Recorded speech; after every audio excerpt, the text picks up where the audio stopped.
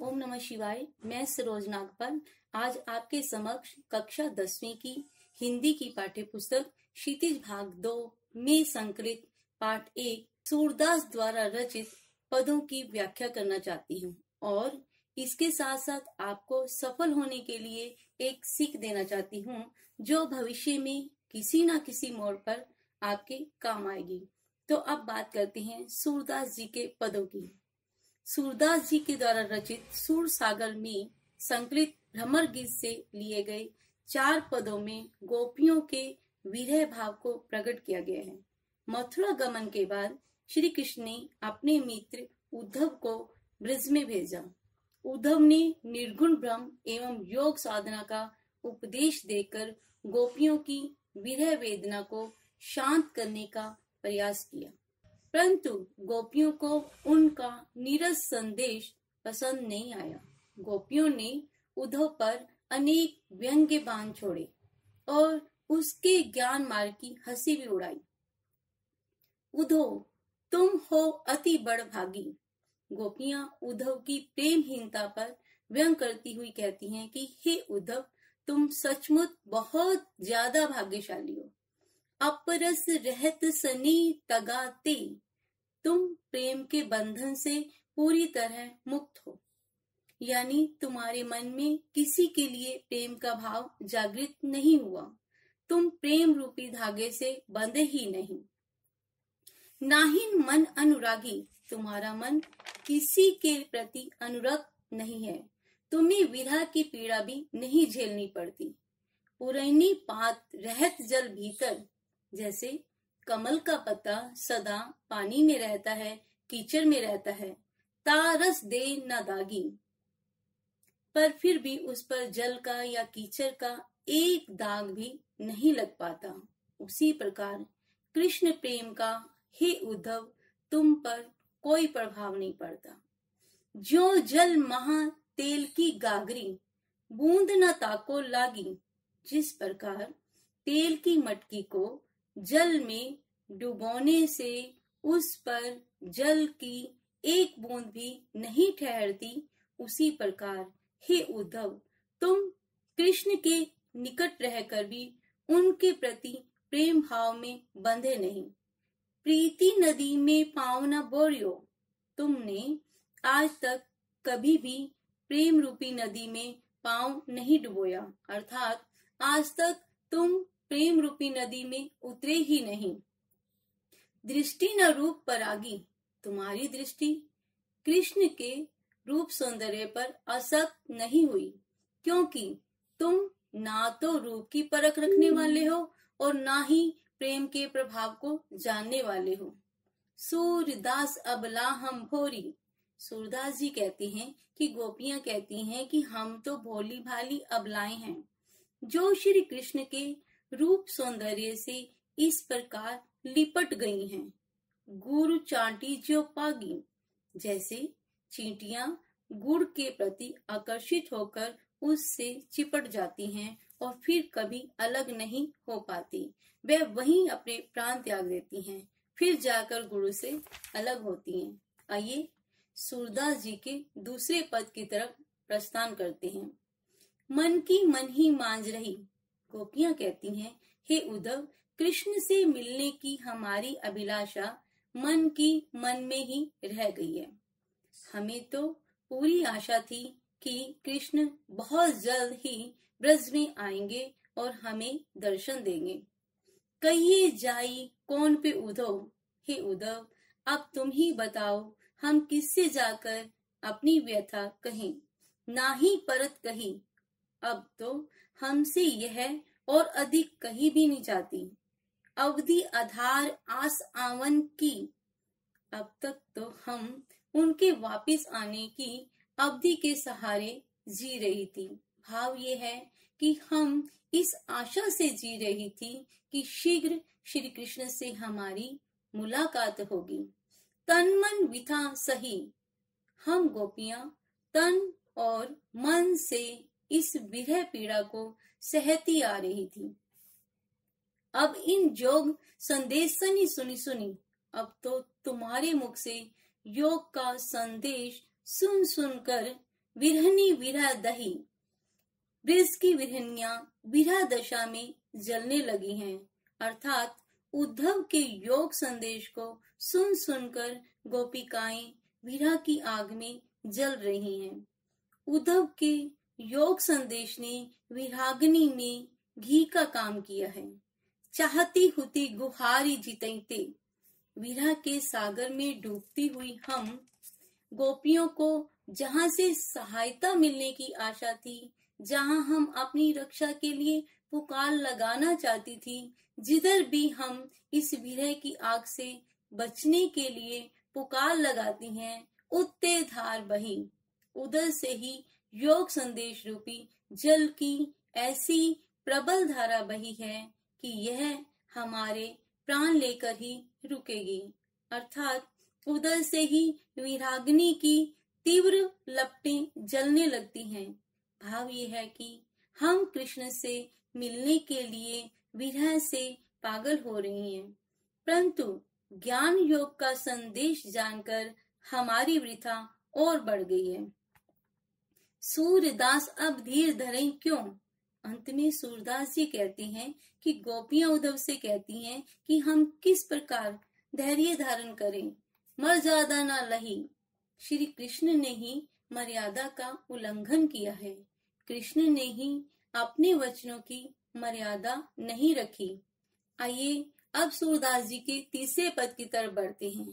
हमारे हरि हरिल की लकड़ी।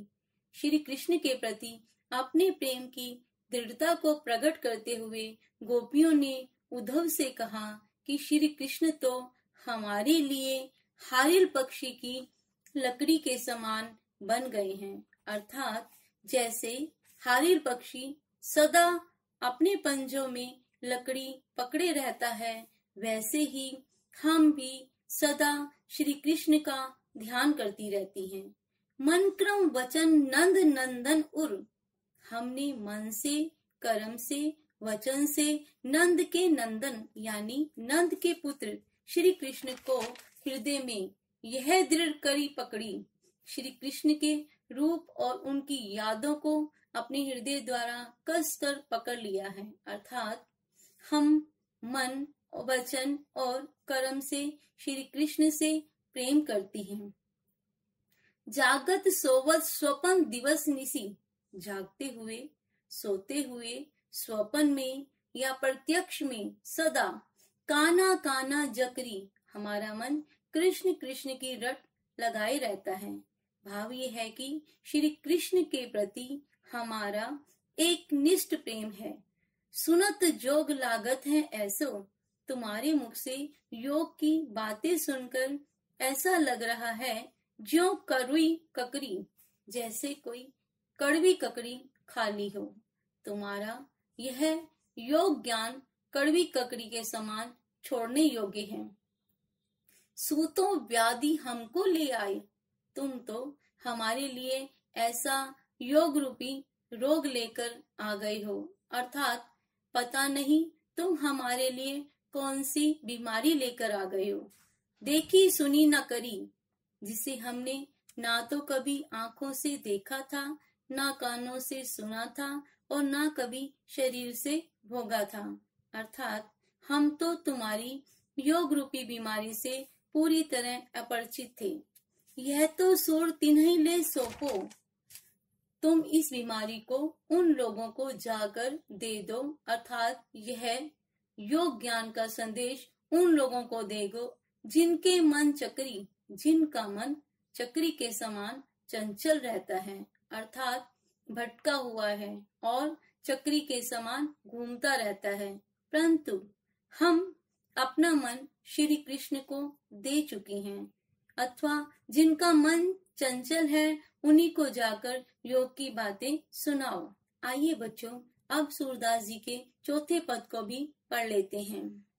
हरि है राजनीति पर आए। एक गोपी कहती है कि हे सखी, अब श्री कृष्ण ने राजनीति की शिक्षा भी प्राप्त कर ली है। वह राजनीति में पूरी तरह निपुण भी हो गए हैं। हमारे प्रेम के उत्तर में छल कपट का प्रयोग कर रहे हैं। समुझी बात कहत मधुकर के। मधुकर यानी भ्रमर। तो भ्रमर रूपी उद्धव ने जो ज्ञान योग की बातें कही हैं, क्या तुम्हें समझ आई? समाचार सब पाए, क्या तुम्हें कुछ समाचार प्राप्त हुआ? यानी उद्धव की बातों से तुम्हें कृष्ण के बारे में कोई समाचार मिला? एक अति चतुर हुते पहले थी। एक तो श्री कृष्ण पहले से ही चतुर और चालाक थे। अब गुरु ग्रंथ पढ़ाए। अब उन्होंने गुरु से राजनीति का महान ग्रंथ भी पढ़ लिया है।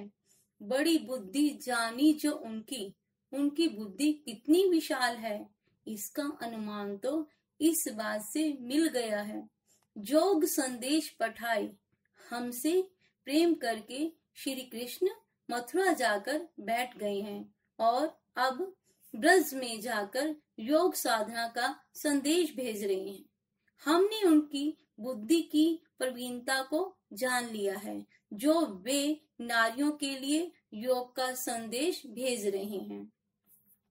उद्धव भले लोग आगे के। अब गोपियां उद्धव को संबोधित करते हुए कहती हैं कि पहले के लोग सज्जन हुआ करते थे, परहित डोलत धाय, दूसरों की भलाई के लिए इधर उधर भागते फिरते थे। पर आजकल के सज्जन तो दूसरों को दुख देने और सताने के लिए यहाँ तक चले आए हैं। अब अपने मन फेर पाइए। गोपियां कहती हैं कि हम तो बस इतना चाहती हैं कि हमें हमारा मन वापस मिल जाए। चलत जू हुते चुराए, श्री कृष्ण मथुरा जाते समय जो हमारा मन चुरा कर ले गए थे, वह हमारा मन वापिस कर दें। ते क्यों अनीति करे आपुन, श्री कृष्ण से भी नीतिपूर्ण कार्य की आशा नहीं की जा सकती। वह हमसे ऐसी अन्याय पूर्ण बातें क्यों कर रहे हैं? जे और अनीति छुड़ाए, वे तो दूसरों द्वारा अपनाई जाने वाली रीतियों को छुड़ाने का प्रयत्न करते रहते हैं। अर्थात श्री कृष्ण ना तो खुद न्यायपूर्ण आचरण कर रहे हैं और ना दूसरों को न्यायपूर्ण आचरण करने देते हैं। वे हमारी प्रेम निष्ठा को अब भंग करना चाहते हैं। राजधर्म तो यह सूर।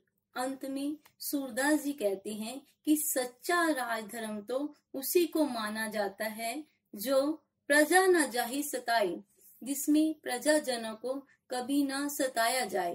भाव ये है कि श्री कृष्ण अपने स्वार्थ के लिए हमारे सारे सुख चैन को छीनकर हमें दुखी करने की कोशिश कर रहे हैं। अब बारी है आज की सीख की। अच्छी आदतें न केवल बहुमूल्य होती हैं, बल्कि हमारे जीवन को भी मूल्यवान बना देती हैं। प्यारे बच्चों, आपने ये वीडियो देखी, इसमें जो कुछ बताया गया है वो आप सबको समझ आ गया होगा। अगर आपको यह वीडियो पसंद आई हो तो लाइक, कमेंट्स एंड सब्सक्राइब करना ना भूलें। धन्यवाद।